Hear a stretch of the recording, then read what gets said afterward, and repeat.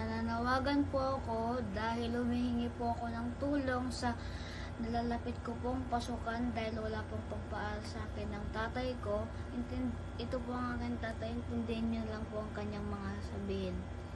Dahil isa po siyang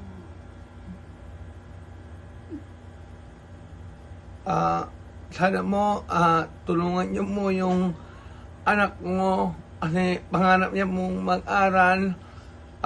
Sana po suportahan niyo mo siya at makakuha po siya ng scholarship kasi hindi po namin siya kayang paaralin. Sana mo matulungan niyo po siya. Sana nanamit mo na panukan kasi mo nahinap na mo kami. Salamat mo sa lahat mo ng nanonood ngayon.